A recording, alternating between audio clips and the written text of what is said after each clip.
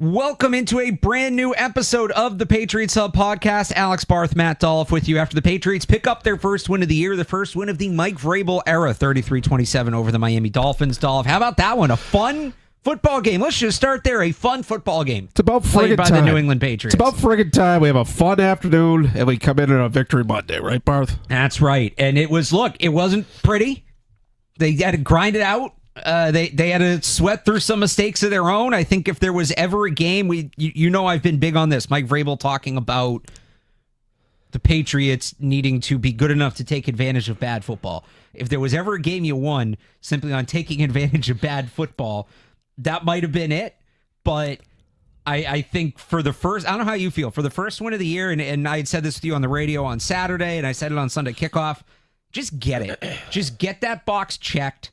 Just get it in the win column, get the monkey off your back, and go from there. So they have a lot to clean up, but I don't think they needed style points in this one. They just needed to get out of Miami with a win, and they did. Yeah, absolutely. No, a win is a win, Barth, right? Like, you can't expect them to blow a team out at this stage. Like, you got to get back to a level of competence and be able to win a close one, right? They haven't been able to win these close games for years. And, like, I know a lot of these games have been mostly low scoring. Like, this is the first time they scored 30 points in 3 years. Right.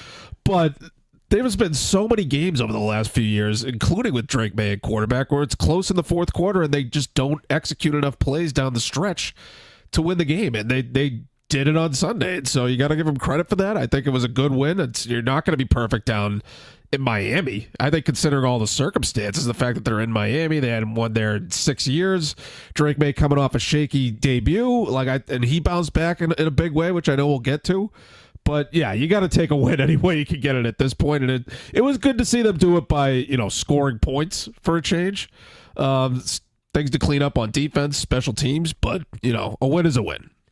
And I think the big thing in this win, there's been a lot of talk about Drake Maye late in games. And can Drake Maye carry them? And, look, ultimately he doesn't get that fourth quarter comeback stat that people have been waiting for. They score one go-ahead touchdown with 6 seconds to go in the third quarter. Yeah, no, this is the plan, Barth. We need to be losing late in the game so Drake Maye can have a fourth quarter comeback. So they get one with 6 seconds to go in the third quarter, and then the other is a kick return touchdown. So that doesn't come with the offense on the field. But I feel like Drake Maye carried them to this win. There were a few other players, I feel like, who played well in this game, and the numbers they're good. They're not flashy. 19 of 23, 230 yards, 2 touchdowns, no picks, no turnovers. That's the big one. He had a rushing touchdown as well. Ran the ball a little bit more in this game, but this is what you want to see, like that level of play. I think Drake Maye has played 3 really good halves of football this year. Second half against the Raiders, not great, but when he looks like that, and I thought his footwork looked better, I thought he looked more calm, I thought he did a much better job navigating the pocket. He did some really good things at the line of scrimmage, pre-snap. That's a guy that's going to give you a chance to win just about any game you're in.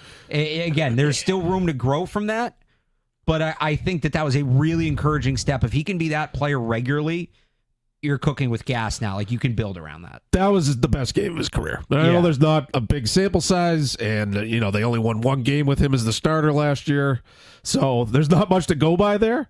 But all things considered, like, again, down in Miami, hadn't won there in 6 years, bad first game, and look, winning football and being a franchise quarterback that wins at a high level, it involves the boring, not flashy stuff. Managing games, protecting the ball, making good decisions. Like, you got to do all that, and you got to make plays, right? And that was a pretty good mix of that yesterday. He protected the ball, which I think was, that's the biggest thing for Drake Maye going into the season. And so it was good to see him do it over the course of a game. He didn't even, it felt like he wasn't even in danger of turning the ball over. No turnover-worthy plays. Right. Like, he played well, didn't take a ton of sacks. He played a very efficient game. It helps when you have the run game going. That was the other big thing. They were able to establish the run, which they weren't the week before. And not just establish the run, they really got going running, not just in between the tackles, but between the guards. Yeah. And when you can do that, you can build play action off of that. They were much heavier under center, which I think helped. And you saw them bootleg off of that once they get the run game going. Drake Maye rolls out, hits that touchdown to Mac Hollins early. He had the deep pass to Austin Hooper early. I think I got the order of those mixed up, but that was off play action. I think it was one that set up the other, actually.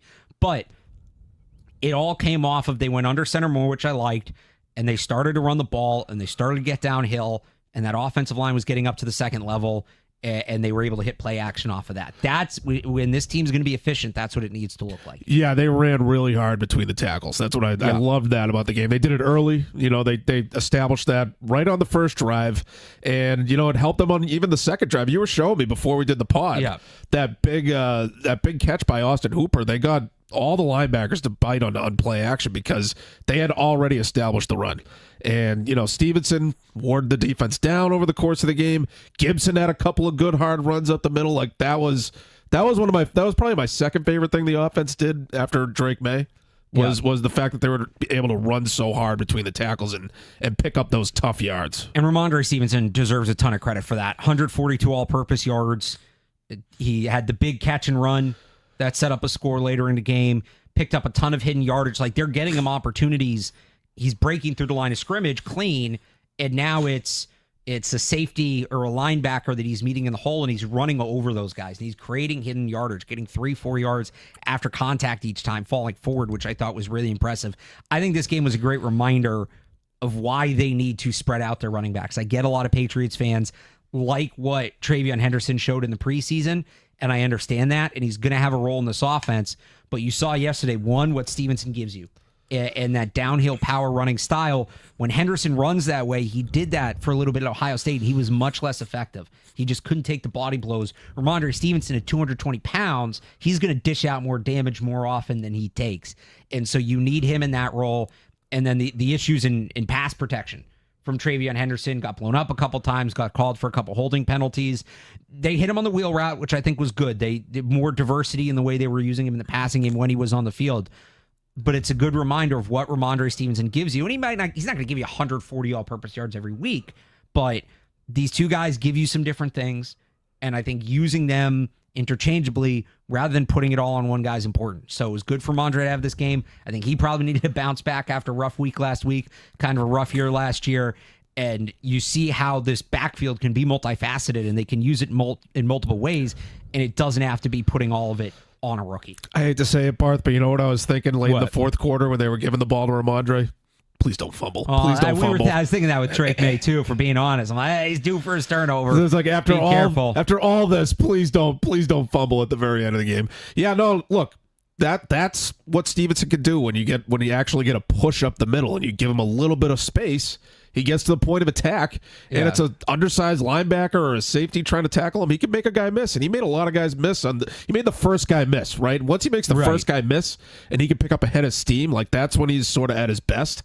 And if it wasn't for the Gibson kick return touchdown, that 55-yard catch and run was the play of the game. I mean, Maye and Stevenson. Maye steps up in the pocket, evades the pressure off the right side, and then he keeps his eyes downfield, delivers. Not quite a strike. It was a little high, but Stevenson made a great play to reel that in. It was good enough. I think he wanted to lead him and almost led him a little too much. He almost led him like an inch too much. It was close. It was close, but Stevenson made a great play to haul that in, and that just showed that he was locked in for that game yesterday. So yeah, huge game for him. He was awesome, and he needed it because they didn't get a ton from their wide receivers. So Stephon Diggs. Not a super involved day. 5 targets, 4 catches, 32 yards. He had some big catches early, extending the drives. He had a 3rd down catch. I think he had a 4th down catch, if I remember correctly. He had the 4th down catch, yeah. So helping them move the chains. He was the only wide receiver that caught multiple passes. The only players in this game that caught multiple passes were Stevenson, Hooper, Diggs, and Travion Henderson. The only other wide receiver that had multiple targets was Mac Hollins, and he caught one of them obviously for a touchdown there on that rollout play in the end zone. One interesting thing they did at receiver, and this is more looking forward. So last week, Booty's been their most used receiver both weeks. I forget his exact number last week. I think he played like 53 of 70 plays or something like that. This week he was just over 40 out of 60 plays. So not playing every snap, but he's on the field the most, the wide receiver position. Last week, Pop Douglas was their 2nd most used wide receiver. This week, he was 4th. His role dropped significantly from 45 snaps down to 15. You saw a little bit more of a workload for Mac Hollins. Saw a little bit more of a workload for Stephon Diggs. Kyle Williams still about the same. He's in a minimal role right now. So now I'm wondering, is that a sign of things to come? They didn't get much from Pop Douglas in week 1. don't play him as much in week 2? Or is that a matchup thing where, hey, we know we're going to need to run the ball more this week? Mac Hollins is a plus in the run game. Pop Douglas is not much of a blocker. Now they're going to need to run the ball next week against Pittsburgh, but you're also going to need that quick hit receiver with TJ Watt coming off the edge. I'll be very interested to see what they have in plan for Pop Douglas in week 3, because that change stood out to me. Yeah, I mean, McDaniels is a matchup guy, so I wouldn't be surprised if all of a sudden Pop Douglas is playing 50 snaps and getting 7 or 8 targets, next week against the Steelers, especially if, they play the same old zone defense. I think McDaniels knows what to do with that. And so I think we might see the receivers a little more involved in the offense in terms of between the 20s production, right? Because the 2 touchdowns were obviously the wide receivers, but the lack of wide receiver production between that was probably my least favorite thing about the offense. But they made it work with the tight ends and the backs. That's just, I don't think they're going to be able to live that way every week. And so hopefully they can get more production out of the receivers between the 20s. That's what I'm going to be looking for. So just to put an actual number on it here, and I'm trying to pull this up as quick as I can. Snap percentage for Demario Douglas in the opener. Why is it? It's just loading the advanced stat one, which my computer should know at this point. I do not want. Goes from 63% of snaps in the opener to 25% in week 2. Meanwhile, Matt Collins goes from 53% to 65%. So that's a pretty notable increase from him. I'll have to get Diggs and Booty's numbers here in a second as I kind of try to stall on this, but it does feel like that they changed it up with Pop Douglas after a quiet week 1, and we'll see where they go from there. Diggs actually went down a little bit from 53 to 51%, and Kayshon Boutte he actually went down as well from 81 to 71. So the tight ends that was the other thing. They use a lot more 2 tight end, 3 tight end sets, things like that. So maybe just a sign that they wanted more blockers on the field. Maybe something else. Something to keep in mind when it comes to Pop Douglas. Yeah, I'm sorry. In the case of Diggs, like, he's come up with those key catches in certain times. Yeah, I'm just still waiting for him to pop for that big play. Right? He didn't. It's weird that he weirdly wasn't really involved in a lot of the critical plays yesterday, other than that first 4th and 3, which I give credit to the coaches for going for it there. Yeah.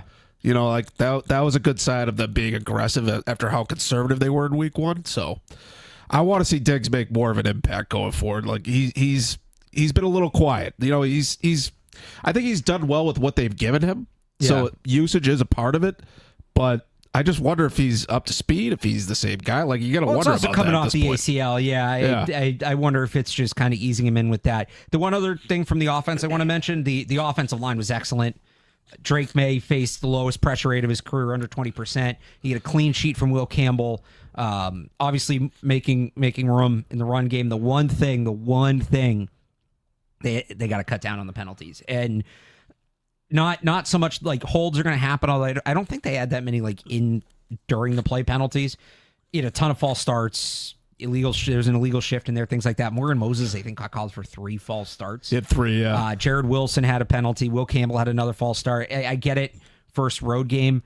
That number has to come down, because they probably could have had, as good as that looked offensively compared to what they've had, they left opportunities on the table. And Drake Maye did a great job at times, 1st and 15, 2nd and 15, using his legs or taking what was given to him. They had that one where they get set back by penalties. It's like a 3rd and 20, I think. He hits Ramondre on a dump off over the middle. Ramondre picks up a ton of yards, sets up a 4th and 2, and they can go for it. You don't want to have to be doing that regularly. So the penalties are the big concern for me from this game. They have to come down. Yeah, look, I think the pass blocking was just kind of adequate. Like, I don't know that they were as great as maybe the numbers indicate, like the clean sheet and all that. I think Drake Maye made up for it a lot. Like, I think he got rid of the ball quickly. He made good decisions. I think the play calling helped too with some of the rollouts and stuff like that. The play calling helped, getting Drake moving more. So I think they sort of mitigated it. But it was fine. Like, the pass protection has been adequate, right, through 2 weeks. Right. And we thought it was going to be less than adequate going into the season. So I think it's been a pleasant surprise overall. Big picture thought on the defense. I don't even know where to start with this. It was a weird game for them defensively. A lot going on.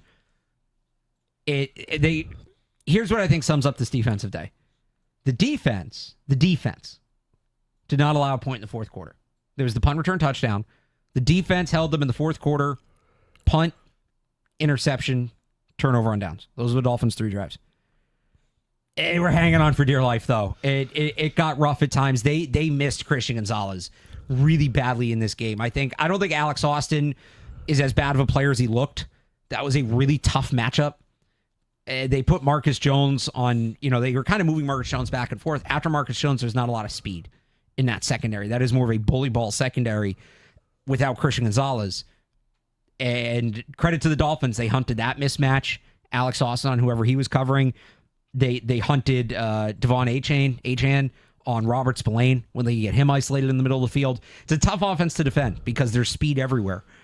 The Patriots, eventually they put Marte Mapu in the game late for Spillane, but you needed Spillane on the field in some situations. It just felt like the Dolphins were able to hunt some big-time matchups, and I think a lot of those go away. There's a big domino effect not having Christian Gonzalez. Yes, certainly that game with those receivers. Like, I know going into the game, I was saying like the receivers might not be quite as explosive as they used to be. That's an L for me after that game.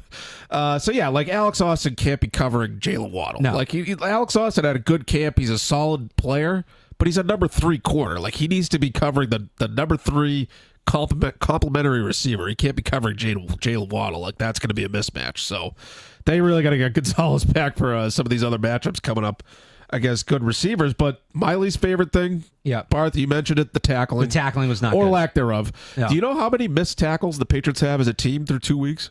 Oh, I don't know through 2 weeks. I know Spillane had 6 yesterday, and I think Christian Ellis had 3 or 5. According to Pro Football Focus, 25 That's missed too many tackles. That's too many. And by my count, I checked it. It's the most in the league through 2 weeks. Probably. So they've been the worst tackling team in the league. And I know, like, it's, the Dolphins, they're kind of a tough team to defend, like you said, that they're kind of hard to tackle with the amount of speed and Tua getting the ball out quick.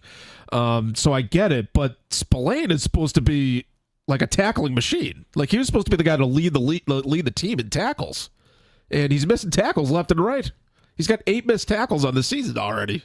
That's crazy. That needs to be cleaned up. But that's like a fundamental thing, right? I think that might go back to how they had a relatively light camp and the starters didn't play much in the preseason. I know you don't have live tackling too often in camp, but right. I feel like they didn't do any, which is not entirely uncommon, but it feels like they just weren't. They're not ready for the start of the season. That I think that's a sign. So, I have faith that it's going to get better because this is a defensive-minded head coach and experienced defensive staff. But the tackling has to be so much better. It is something that needs to be cleaned up. You're exactly right, and maybe they do some live tackling drills in practice. Like, I don't know. It's a hard thing to work on in the modern NFL because the practices are so restricted. You just kind of have to get better at it as you go. Yeah. And with Spillane, it stands out. And some of it, and Joe brought this up yesterday on the postgame show, a lot of arm tackling, a lot of shoulder tackling, not a lot of wrap tackling, and they might just have to get back to that. And I get it against Miami. You just want to get a hand on a guy when you can because they're so fast that if you try to plant your feet and really size them up, boom, they're going to, cut around you. And it's a tough team to tackle, but they got to be better at that. The one guy I'll give credit is Marcus Jones. I thought he had a pretty good game yesterday, and he was a good tackler yesterday. He's a good physical player. He had player. at least one tackle that was behind the line on third down for a stop, so I give him credit for that. But all in all, overall, the tackling needs to be better across the board. Yeah, I'm with you on that. The one thing, the one bright spot for me with the defense, and I kind of said it off the top, but specifically, you got Harold Landry, Milton Williams, these guys coming up and making plays late when you need him to make plays. Landry had the sack that probably ultimately should have ended the game. The Dolphins punt the ball back to the Patriots, and Mike Vrabel kind of explained that decision, or he did explain the decision to throw on that second down, and they'd been blitzing the corners, and they wanted to try to catch him sleeping. It didn't work. It's a ballsy decision. If it works, everybody's saying, wow, what a call. If it doesn't work, people get on him for it. I kind of try to have the same take, which is that's a risky decision, and you saw why. But I don't know, real quick, just cut in. How did you feel about that decision before we get back? I did not like that at all. Yeah, that's like just an obvious, just hand it off 3 times during the clock. Yeah. There was no need for that. It was weird. Last week he was unnecessarily conservative with the punting. And then this week he was unnecessarily aggressive at the end. You know what, though? I like it. I like it because don't follow a spreadsheet. He's actually coaching to the specific situation. And it's not, the spreadsheet has the situations, doesn't tell you what this player's done earlier in this game. And what, again, he brings up the Dolphins were bringing the corners. And I don't love the idea. I don't. But as I say, he's making a decision based on the situation, but he's making the wrong decision. To throw in that situation, to punt last week. I don't want a coach that's blindly aggressive. I don't want a coach that's blindly conservative. Sure. I want a coach that's weighing as much as possible. Yeah, the two decisions so far you could argue have been wrong. Yeah. But I dodged a bullet there. I like the reasoning behind his decisions. I like the way he seems to be making his decisions. He even mentioned, he was asked on the 53-yard field goal by Borregales, and we'll get to Borregales, if there was any consideration. So they have the false start, which, by the way, again, another instance like last week where key fourth and manageable late in the game, false start. Now you have to send the special teams unit on, and they weren't going for it there. It was too long. He was asked if there's any consideration of punt. And I figure you maybe take the delay and then punt. But with 1:47 to go, and he said, no, but had there been less time on the clock, it's good, weigh all of that. Weigh all of that. I think some coaches would blindly go for it there. I think some coaches would blindly punt there. And I'd be interested to know, the exact second, where does that go from go for it to punt? Or maybe there isn't one and it's on the tone of the game or whatever. But he kind of mentioned that if the game had gone a different way, that was a decision made for that exact game. It wasn't blindly for whatever it was, fourth and 7. We're on this yard line, this much time to go. That's always going to be a kick, or that's always going to be a punt, or that's always going to be a go. He was weighing in that situation, which I appreciate. That's what I do like about Vrabel, right? To your point, I like that he's in tune with the situation of the game. He's engaged in the actual game, in the specific situation, and what he wants to do at specific times. He's not just predetermining what he's going to do based on stats, analytics, whatever. Yeah, that's what it seems like anyway. But anyway, you got Harold Landry coming up with the sack that should have ended the game. Milton Williams coming up with the sack that did end the game. Patriots getting pressure with 4 in that instance, which they had mixed results doing, so you like to see that. It's good to see the big money free agents stepping up and making plays when you need them to make plays. That's refreshing. Yeah. I thought, Landry had a quiet day up until that very last possession. And Bill Williams, the closer, is he the new closer after that play? They haven't been good getting pressure with 4, but they came up big on that last play. And that was actually 4. It was sort of 4 on 6 because the Dolphins initially left their tight end in a chip, and then he comes out late, but they shaded their center to the right of the offense. So it's 3 on 2 between Milton Williams, Harold Landry, and the Dolphins' 3 blockers. Their right side was all kind of banged up. I mean, these are not starters; these are guys playing out of position. But Milton Williams, I think they wanted to double team him, and he beats the guard before the center can even come over to hit the double team. That's the idea, right? Yeah, he had another really good sack too. He was really good in this game. They struggled a lot defensively. I think most of their struggles were in the secondary.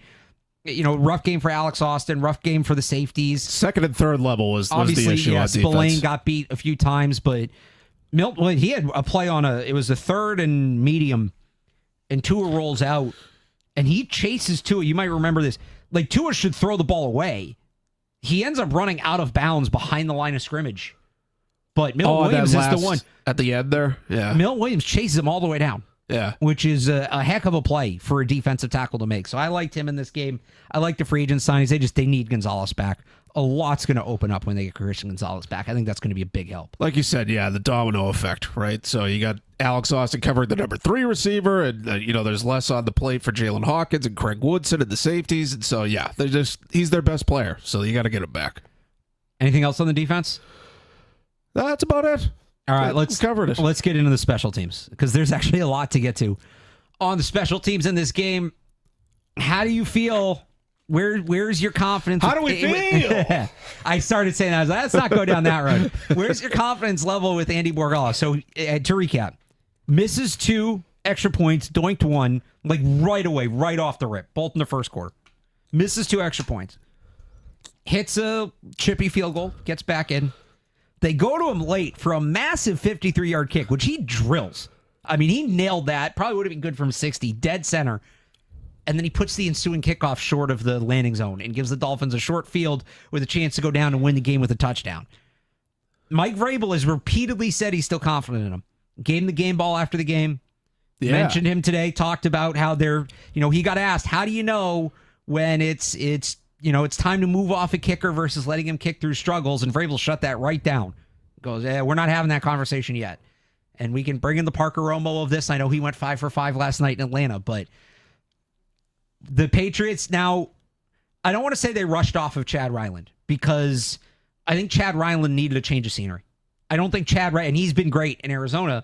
I don't know that happens here. I think it had just gotten to a point here where it had gotten so bad in such a mental position that he needed to go elsewhere, right? But where are you at with letting Borregales kick through it versus are you worried and they should start bringing in other kickers? No, my confidence is low in him right now because it's just been too shaky, right? But look, it's week 2. He's a rookie. Like this is the bed they've made. Yeah. They drafted this kid in the 6th round. They identified him as the kicker the second they drafted him. This is just the reality. Parker Romo put a nice push into it in the summer. Some would argue that he had a better summer. So any buyer's remorse there or seller's remorse letting him go? I mean, like 4 of those field goals last night were chip shots. He had a big one in the 4th quarter, right? He had a 50-plus yarder in the 4th quarter that put him up 2 possessions late in the game. So give him credit for that. Yeah, it is tough. It's a tough look on this Monday, September 15th, 2025. But they're playing the long game here. That's what Vrabel's doing right there. It's like, look, we came out of there with the win. He got that big kick, and so look, there's going to be ups and downs as it is with any rookie. And this is just what they decided to do. This is the bed they've made. They made a rookie their kicker. So this is what we have to live with, I think. How'd you feel about the decision to kick the 53-yarder? I was nervous. I was nervous about, but didn't he make some clutch kicks in college? He did. That? So it was interesting when Vrabel was asked about him today. He brought up he hasn't missed in the 4th quarter. So I think they're maybe weighing some of those later kicks differently, which you could argue, well, if he doesn't miss the kicks early, the kicks in the 4th quarter are not as important to the outcome. But I mean, it's stones on the kid. It's stones on Vrabel to send him out there. And like I said, with Chad Ryland, I think it got to a point where he had to leave. I think it got to the point, and he's not alone in this. There's been a lot of kickers that mentally just needed a new setting. Yeah. That just had to happen. Nick Folk had some struggles. He was out of the NFL for a couple of years, came here and was good. It's just such a mental, streaky position. But when you put the faith in the kid to put him out there for the 53-yard and he hits it, that's how you ensure, okay, he's still going to have ability to kick through this and do it here, because he has to, you obviously want him to do it here. You don't want the kid to blow up and fail overall, just on a human level. But from a Patriots standpoint, it doesn't help you at all if he figures it out somewhere else. You want him to do it here. It was a good sign, right? It's a good sign that he's capable of doing that, right? I don't think anybody expected him to actually hit that kick when they were lining up for it at the time. And so, yeah, look, you give him credit for hitting that one kick. Overall, it wasn't a great day for him, but like this is what we got to deal with. We got to deal with the ups and downs as we go.